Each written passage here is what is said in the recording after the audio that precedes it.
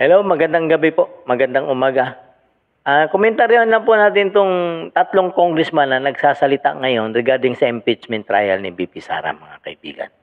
Kasi nga po, alam niyo naman po yung congressman ng Zambales, si Isidre, at saka itong bagong congressman ngayon na anak ni Grace Poe. Kasi alam naman po natin na isa sa 5 congressman, sa senador na bumuto na ayaw ibalik sa Kongreso yung impeachment complaint ni VP Sara. So, yun po yung ano natin ngayon. Kasi alam mo naman itong mga datihang congressman, obligado sila na magsalita dyan, ay kasi alam naman natin na nakinabang sila dyan. Ang tanong, itong new fights na anak ni Grace Poe, gusto agad magpaandar. Kasi kabago-bago lang nito. O baka gustong humabol naman sa pinamigay na 150 million. Diba po? Kasi katulad ng sinabi niya, kailangan daw yung boto ng yung nanay niya bumuto na wag ibalik sa Kongreso yung impeachment complaint ni VP Sara. So definitely, ganun din ang boto niya. Walang sariling utak ito, mga kababayan. Bakit? Siya ba si Grace Poe? O inuutusan lang din siya ng nanay niya? Di ba po? O nandun, o di kay nandun ang pera sa mga naka-speaker kasi ang pera. Pakinggan lang po natin sila, mga kababayan. Kasi sa totoo lang, parang ang hirap tanggapin na nagsasalita ka ngayon na hindi po pa naman alam kung ano talagang status ng kaso ng impeachment ni VP Sara. Diba po? Dapat, bago ka humarap sa media, alamin mo muna. Hindi yung kung ano yung boto ng nanay mo, yun na rin yung definitely boboto ka na matuloy ang impeachment. So mag-research din pag may time.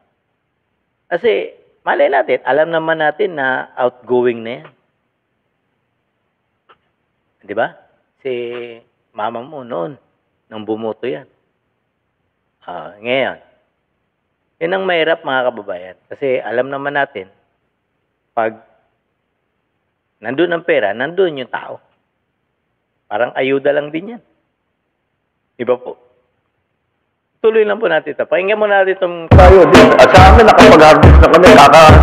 Kakatanim lang eh. Hindi, buti na lang yung timing. Hindi yung bago aanin. Nakapag-ani na tayo. Marcos Bangag. Marcos Bangag Bangag. Marcos Bangag. Marcos Bangag Bangag. Marcos Bangag. Marcos Bangag Bangag. Nakapag-harvest na kami. Kakatanim lang eh. Marcos. Yan, mga kababayan, katatanim lang, nag-harvest na. Di ba? Pakinggan po natin itong anak ni Grace Poe, mga kababayan, at saka si Isidre, at saka yung congressman. Mahirap kasi banggitin yung pangalan niya eh. Si congressman ng Zambales. Tuloy lang po natin itong anak ni Grace Poe, mga kababayan. Well, I think it's pretty clear that my vote will be for the evidence to come out. The whole purpose of the trial is to proceed with the democratic process. Gaya ng nanay niyang si former Senator Grace Poe, nais ni FPJ Panday Bayanihan Party List Representative Brian Poe na matuloy ang impeachment trial ni Vice President Sara Duterte. Isa si dating Senadora Poe sa lilimang bumoto tutol sa pagbalik ng Articles of Impeachment sa House of Representatives. Ayon sa neophyte Congressman na si Poe, karapatang malapit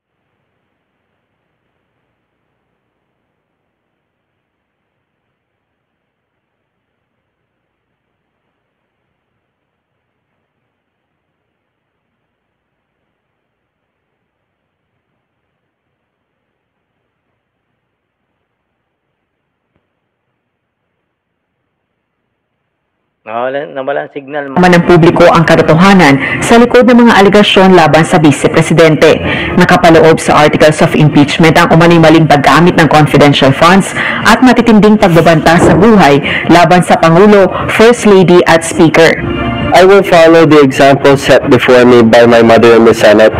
She voted in favor of the trial, and I will vote to support that, not for anything, but to support democracy and transparency within government. Sakali namang pagbotohan ng House members sa 20th Congress kung itutuloy ba ang impeachment case laban kay VP Sara, boboto ng pabor dito ang ilang kongresista. Partikular na sina Zambales Representative J. Kong Hoon at La Union Representative Paulo Ortega. Kabilang ang dalawa sa 215 kongresistang lumagda para i-impeach ng Kamarang 19 Congress si VP Sara. Kasi siyempre, kailangan ding makita, malaman ng ating mga kababayan kung ano talaga yung katotohanan. Gusto naming makita ng ating mga kababayan kung ano yung nakita rin namin. No? At lalabas lang yon pag natuloy yung hearing sa Senado.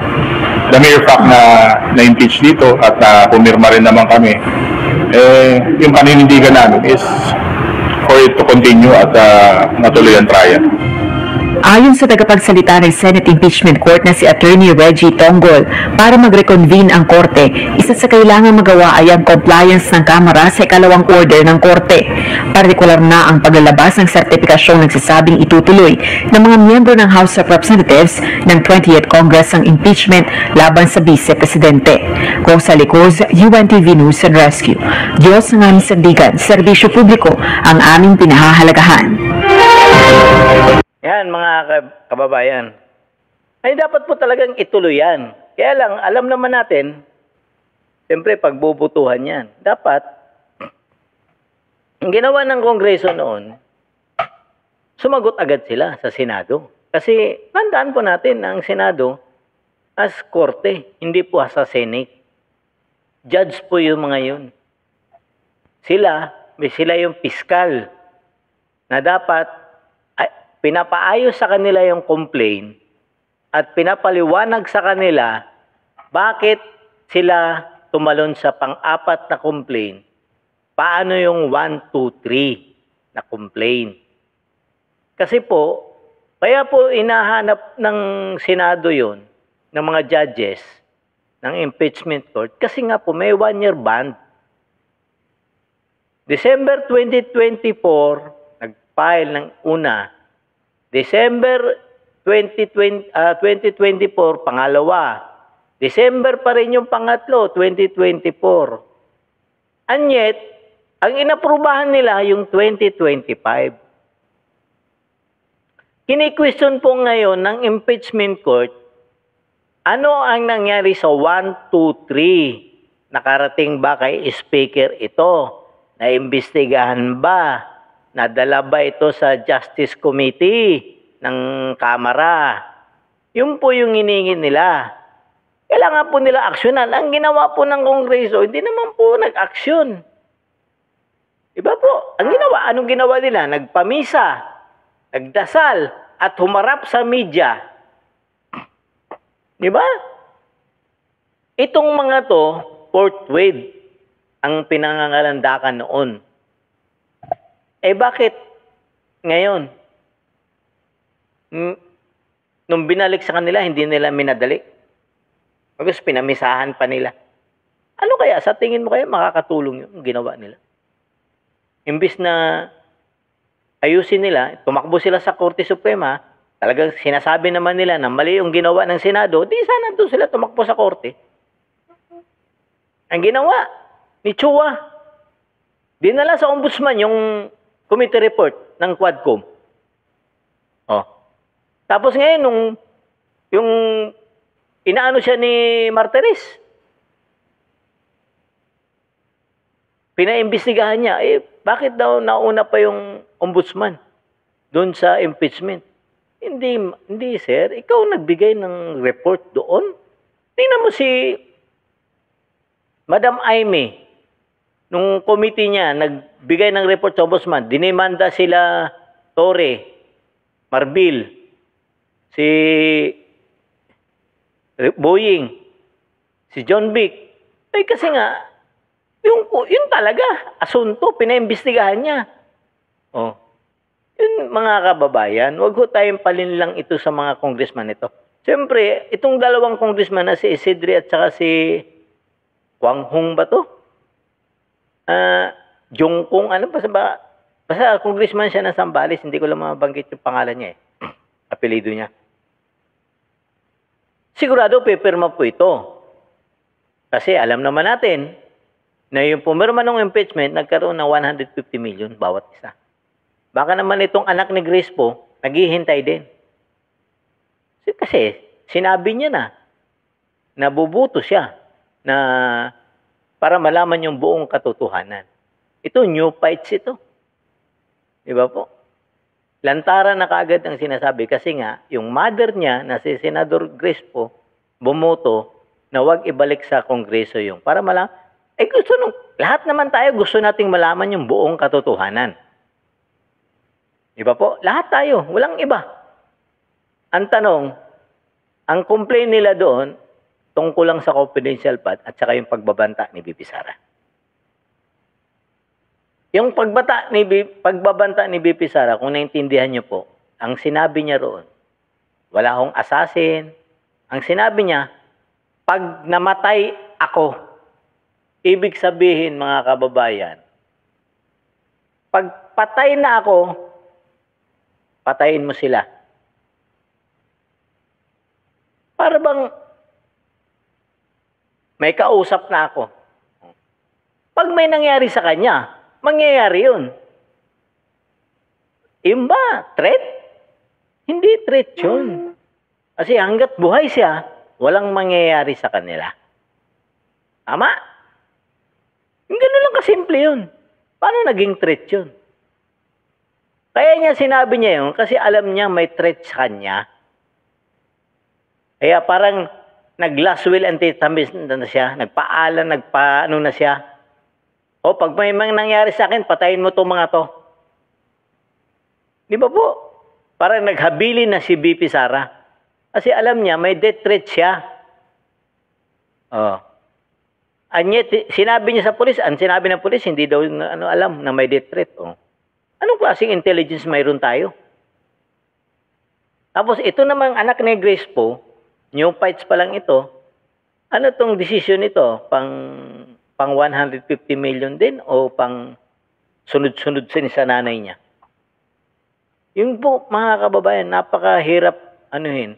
Huwag na nating asahan na si Romualdez hindi mapapalitan sa Kongreso. Hindi kasi, siyempre, kung ang impeachment pirma napunduhan nila ng 150 million, di lalo na sa liderato ni Congress ng Speaker, babaha na naman ng pera dyan. O, di ba? Kasi, ang mga nanunungkulan sa atin mga congressman, mga mukhang pera. Hindi na nila iniisip yung kapakanan ng ang iniisip nila, pansarili na lang. Basta mabigyan mo ng ayuda yung mga constituent mo, okay na yan. Di ba? Ganun po ang buong katotohanan, mga kababayan. Tanggapin man natin o hindi, babaha pa rin ng pera dyan. At kaninong pera yon? Pera ba ni Romualdez yun? Hindi pera ni Romualdez yun. Di ba po?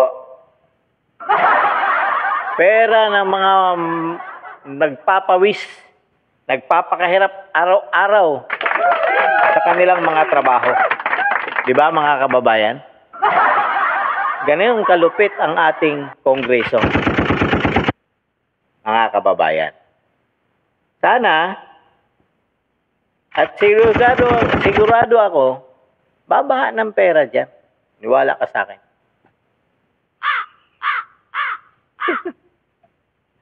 Di ba po? Babaha na naman ng pera dyan.